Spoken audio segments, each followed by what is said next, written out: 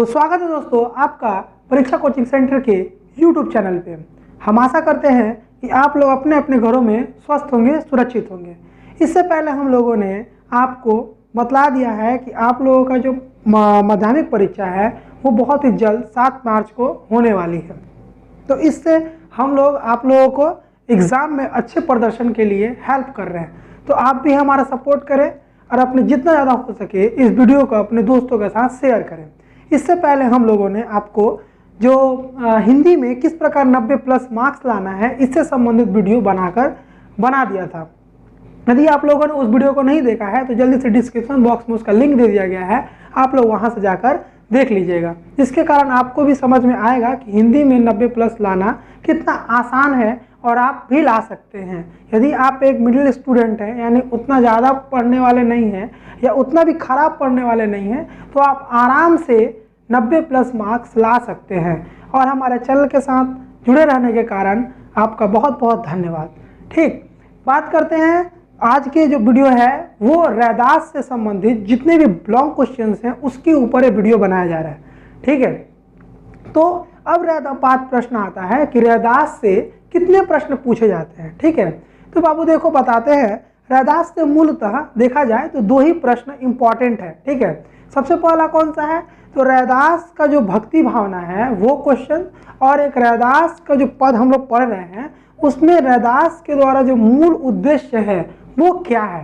ठीक है, यही 2 प्रश्न जो है वो घुमा फिरा कर आपके प्रश्न में पूछे जाते हैं। यदि रैदास से कोई लॉन्ग क्वेश्चन आएगा तो यही 2 प्रश्नों से घुमा फिरा कर आपके प्रश्न पत्र में पूछे जाएंगे। ठीक है, तो इन्हीं प्रश्नों का समाधान हम इस वीडियो में आप लोगों को देंगे कि आपको किस प्रकार से इसका आंसर लिखना है, जिसके कारण आपका जो मार्क्स होगा और भी अच्छे तरह से आ सकेगा। ठीक है, तो अब प्रश्न आता है कि भैया हम इसको लिखेंगे कैसे। ठीक, प्रश्न तो आपको समझ में आ गया, ठीक है ना, तो उसको हम लिखेंगे कैसे। सबसे पहले थोड़ा सा जानकारी हम दे दें कि जो रैदास जी थे, रैदास की भक्ति भावना पहला मेन इंपॉर्टेंट VVI क्वेश्चन है। रैदास की भक्ति भावना का वर्णन अपने शब्दों में कीजिए। ये सामान्यतः बहुत सारे प्रश्न पत्र में पूछे गए सवाल है। ठीक है, और यही हमारे तरफ से VVI क्वेश्चन है रैदास के पद से।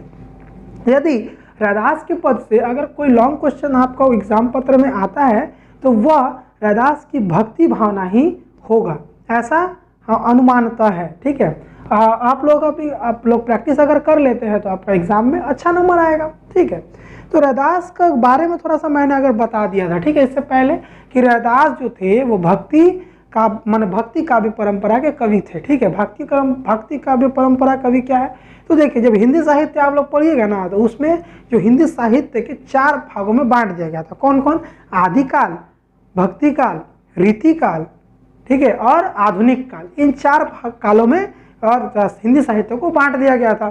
ठीक है, तो वही भक्ति काल जो सेकेंड स्टेज था उसमें रैदास जी आते हैं। ठीक है, रैदास आते हैं, आपके सूरदास आते हैं, ठीक है, तुलसीदास आते हैं, कबीरदास आते हैं। ये सारे कहाँ आते हैं, तो भक्ति काल के कवि, ये सारे के सारे कवि हैं।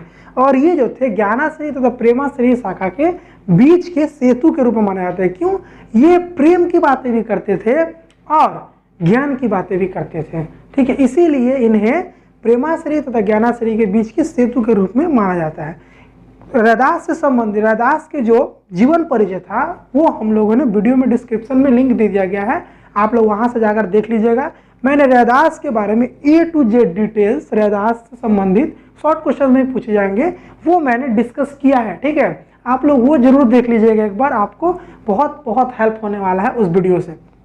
ठीक है, इस वीडियो में हम लोग सिर्फ और सिर्फ बात करने वाले हैं रैदास से संबंधित जो लॉन्ग क्वेश्चन होंगे उसके बारे में। ठीक है, लॉन्ग क्वेश्चन भक्ति भावना को आप किस प्रकार लिखेंगे वो मैं आपको इस वीडियो में बताऊंगा, और उसके जो मूल उद्देश्य हैं वो भी किस प्रकार लिखेंगे वो भी मैं इस वीडियो में आपको बताऊंगा। ठीक है, तो जल्दी से जल्दी आप हमारे चैनल को जितना हो सके शेयर करें। ठीक है, अपने दोस्तों के पास भेज दें, जिसके कारण उनका भी कुछ क्या होगा, हेल्प हो सकेगा। ठीक है, क्योंकि खुद का निजी स्वार्थ क्या होता है, बहुत हानिकारक होता है। निजी स्वार्थ कभी नहीं करना चाहिए, हमेशा दूसरों की भलाई करना चाहिए। ठीक है, हम लोग को मैं जो हूँ आपको प्रोवाइड कर रहा हूँ, क्यों, क्योंकि इससे आपका कुछ भला हो सकेगा। ठीक है, तो आप भी अपनी इस वीडियो को जितना ज़्यादा हो सके फैलाइएगा, इससे क्या होगा, आपको भी पुण्य कमाने का एक मौका मिलेगा। ठीक, तो आते हैं, चलते हैं अपनी स्क्रीन के ऊपर, जो कि हम लोगों का अब क्वेश्चन आंसर का स्क्रीन होगा। अब आपके सामने क्वेश्चन दिखाई दे रहा होगा, रैदास की भक्ति भावना का वर्णन कीजिए। इसका आंसर हम लोग लिखेंगे, भक्ति काल के संत काव्य परंपरा में लिखने वाले कवियों में रैदास का नाम काफ़ी महत्वपूर्ण है। कबीर के बाद यदि किसी ने समाज को आईना दिखाया तो वह रैदास ही थे। उन्होंने अपने रचनाओं को समाज सेवा का तथा समाज सुधार का माध्यम बनाया। हमारे समाज में धर्म में व्याप्त कुरीतियों तथा आडंबर तथा नाना प्रकार के विचारधाराओं का जो स्वरूप समाज के विकास में बाधक था, उसकी उन्होंने आलोचना की है। वह निर्भीक होकर सच को सच कहने की हिम्मत रखते थे। रैदास जी की रचनाओं के आधार पर उनकी भक्ति भावना को इस तरह से व्यक्त किया जा सकता है। ठीक है, ये जो मेन लाइनिंग था वो मैंने ऊपर लिख दिया।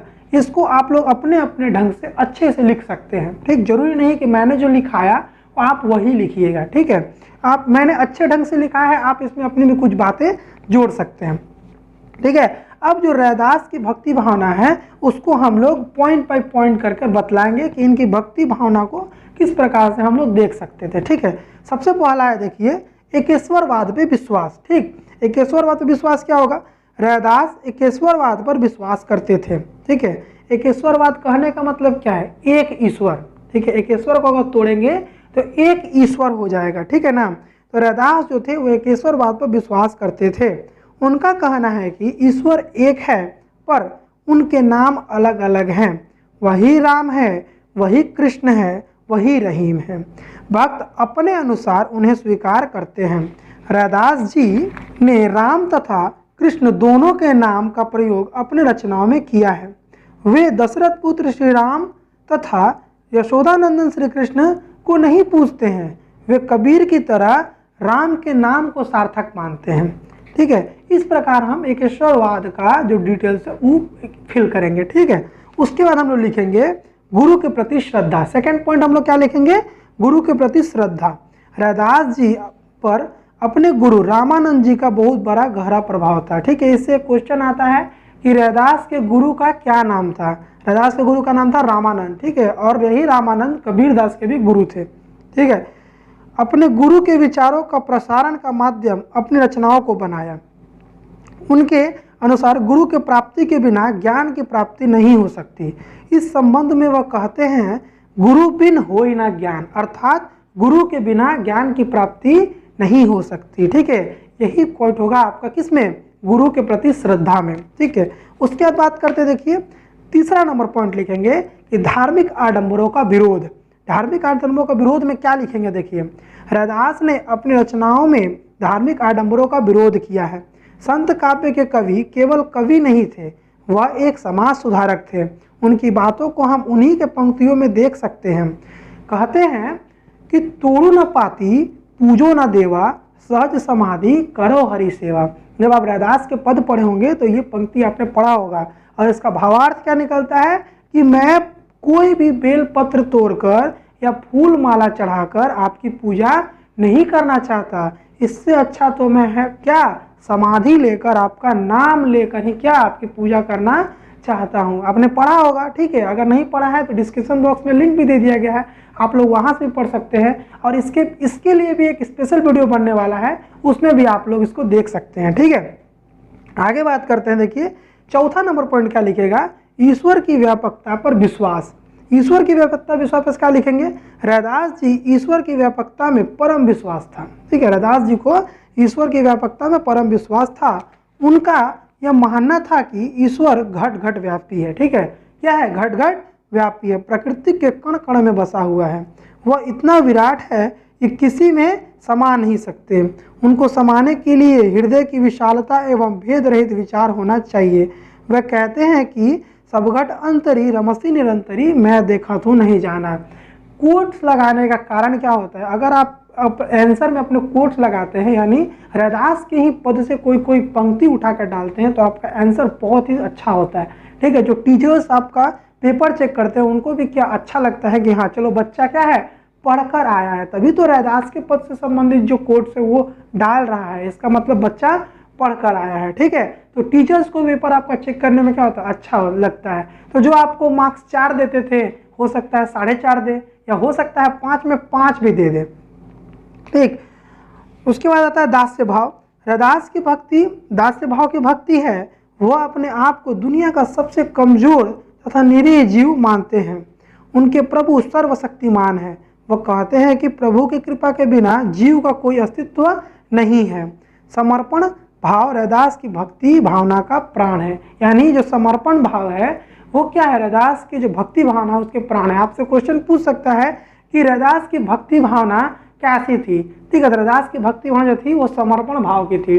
जब हम लोगों ने MCQs करवाएंगे उसमें आपको ये सारे के सारे आंसर्स करवा दिया जाएगा। ठीक है, ये जो होता है ये हम लोगों के रैदास की जो भक्ति भावना था, इतना तो समझ में लिख देंगे। ठीक है, अब बात आता है, इतना तो लिखने के बाद आपको निष्कर्ष देना होगा कि आप इतना कुछ लिखने के बाद क्या जाने। ठीक है, इसका मूल पॉइंट क्या है, तो हम लोग लिखेंगे उपर्युक्त विवेचन के आधार पर हम यह कह सकते हैं कि रैदास ने अपनी रचनाओं के माध्यम से लोगों को जागृत किया तथा उनका यह विचार है कि सत्संग एवं त्याग भक्ति का प्राण है और अपने प्राणों की रक्षा करने पर ही जीव की सार्थकता है, अन्यथा पत्थर और मानव में कोई अंतर नहीं। ठीक है, इस प्रकार ये जो रैदास का पद है, रैदास के पद का जो भक्ति भावना है हम लोग लिखेंगे। इतने लिखने के बाद आपको क्या होगा, आपका एक अच्छा आंसर तैयार हो जाएगा। ठीक है, जो कि आप एग्ज़ाम में जाकर लिखिएगा तो आपका जो पेपर चेक करने वाले टीचर होंगे उनको भी बहुत देखकर अच्छा लगेगा कि हाँ ये जो बच्चा है वो पढ़कर आया है और एक बहुत अच्छा आंसर दिया है। ठीक, तो आशा करते हैं आपको यह आंसर बहुत अच्छा लगेगा। ठीक है, इसके बाद अब हम लोग समझेंगे दूसरे प्रश्न को। तो दोस्तों अभी आप लोगों ने समझा रैदास की भक्ति भावना के बारे में। ठीक है, तो रैदास की भक्ति भावना को इतना लंबा क्वेश्चन है, आप दिमाग में अरे वाह इतना बड़ा आंसर, इतना बड़ा आंसर हम कैसे याद करेंगे। ठीक है ना, अरे बाबू देखो याद करना कुछ नहीं है, यदि आप दिमाग में थोड़ा सा सोचोगे ये छोटा है, तोड़ तोड़ कर याद करो। ठीक है, 21वां बात तो विश्वास, पहले कोट याद करेंगे जो लॉन्ग हम बताए तुमको, वो जो इंट्रो होगा वो इंट्रो आप याद कर लिए। ठीक है, पहले इंट्रो याद करोगे, फिर क्या करोगे, 21वां आत्मविश्वास छोटा सा है, क्या है 21वां आत्मविश्वास, पहला पॉइंट याद करोगे 21वां आत्मविश्वास, दूसरा याद करोगे गुरु के प्रति श्रद्धा, तीसरा याद करोगे क्या ईश्वर की व्यापकता पर विश्वास। ठीक है, चौथा याद करोगे दास्य भक्ति, दास्य भाव। ठीक है, इस प्रकार कर आप क्या करोगे, याद करोगे। सिंपल ट्रिक है, ज़्यादा बड़ा ट्रिक नहीं है। ठीक है, सिंपली अगर तुम एक एक कर याद करोगे तो तुम्हारा क्या होगा, धीरे धीरे कर एक लंबा क्वेश्चन तैयार हो जाएगा। और अगर तुम अच्छे से कोट्स लगाकर लिखोगे तो तुमको अच्छा मार्क्स मिलने वाला है, इसकी गारंटी हम देते हैं। ठीक है, यदि आप इसी प्रश्न का उत्तर अगर अपने ढंग से अच्छे सजा कर लिखते हैं तो आपका 5 मार्क्स कोई काटने वाला नहीं है। ठीक है, 5 नंबर का ये क्वेश्चन आता है, जैसा कि आपको पता है ये 5 नंबर के हिसाब पूछे जाएंगे क्योंकि आपका सिलेबस जो है घटा दिया गया है और ये 5 नंबर के प्रश्न आपसे पूछे जाएंगे। तो ये जो आप मैंने पॉइंट समझा आपको, इन्हीं पॉइंट्स के माध्यम से आपको लिखना है। ठीक है, तो इससे क्या होगा, आपको और भी आसानी होगी और आराम से आप लिख सकेंगे। इसके बाद हम लोग बात करेंगे कि जो सेकंड क्वेश्चन है, जो कि उतना भी VI नहीं है लेकिन फिर भी हम इसे पढ़कर जाएंगे। ठीक है, फिर भी इसे पढ़कर जाएंगे क्योंकि कौन जानता है कि क्वेश्चन ना आए, हो सकता है। ठीक है, बोलते नहीं है कि जब किस्मत खराब हो तो ऊँट पर बैठे इंसान को भी कुत्ता काट लेता है। तो हो सकता है यदि आपका किस्मत खराब हो तो कहीं यही क्वेश्चन छोड़कर यही इजी वाला क्वेश्चन आ जाए और ये जो उत्तर है ये उससे भी ज़्यादा आसान होगा।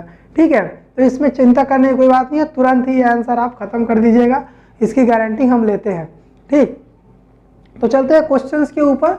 जो क्वेश्चन है आपका क्या है, रैदास के पद जो है, रैदास के पद के जो रैदास हैं उनके जो मूल उद्देश्य है वो क्या है। ठीक है, इस कविता का मूल उद्देश्य क्या है। ठीक है, तो अब चलते हैं हम लोग स्क्रीन के ऊपर। तो अब हम लोग आ गए हैं रैदास के पद के जो सेकंड क्वेश्चन है उसके ऊपर। रैदास के पद नामक पाठ का मूल उद्देश्य क्या है या मूल संदेश क्या है। ठीक है, ये आपका अगर क्वेश्चन आता है तो उसका आंसर आप लोग किस प्रकार लिखिएगा, ये आप अब देखिए। इसका आंसर लिखेंगे हम लोग, संत रैदास संत परंपरा के कवि हैं। रैदास जी ने समाज में व्याप्त बुराइयों को अपनी रचनाओं के माध्यम से दूर करने का प्रयास किया है। वह मूलतः भक्त है, फिर बाद में कवि।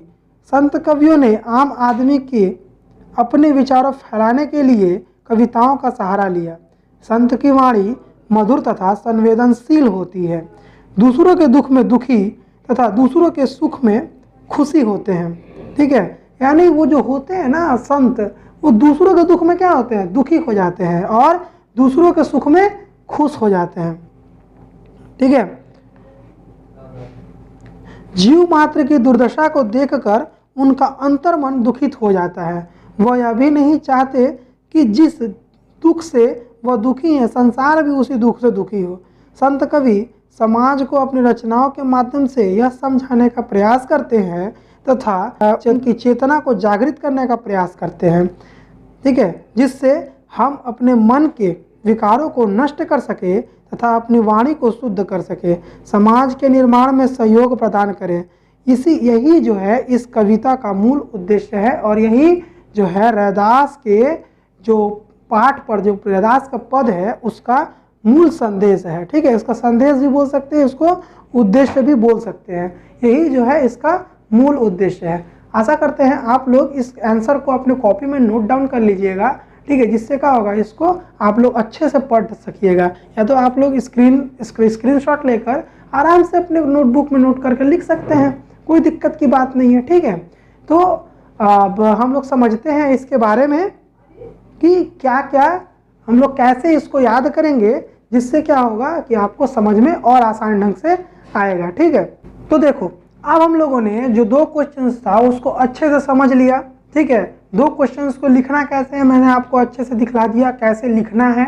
ठीक है, याद करने का भी मैंने ट्रिक बताया है, थोड़ा थोड़ा तोड़ तोड़ कर याद करा करोगे। अरे 2 क्वेश्चन याद नहीं कर पाओगे तो यार क्या पढ़ोगे। ठीक है ना, कम से कम 2 क्वेश्चन तो याद कर सको, क्योंकि पता है हमको 3 चैप्टर पढ़ना है, 3 चैप्टर में से हमारा 2 क्वेश्चन कॉमन रहने वाला है, तो हमारे पास तो क्वेश्चंस का अभाव है। ठीक है, क्वेश्चंस है ही नहीं, 2 ही क्वेश्चन बनते हैं इस चैप्टर से और ये 2 क्वेश्चन हम याद नहीं कर पाए तो क्या खाक याद कर पाए। ठीक है, मैंने इसके याद करने का भी ट्रिक आपको बता दिया कि तोड़ तोड़ कर इसको याद करोगे तो आसान से याद हो जाएगा। ठीक है, आशा करते हैं कि आप लोगों को वीडियो बहुत ही अच्छा लगा होगा और आपको अगर अच्छा लगे तो ज़रूर अपने दोस्तों को इस वीडियो को शेयर करें। ठीक है, और हमें बहुत प्रसन्नता होगी कि आप लोग अपने दोस्तों का हेल्प करेंगे। तो मिलते हैं अपने नेक्स्ट वीडियो में, तब तक के लिए जय हिंद, जय भारत।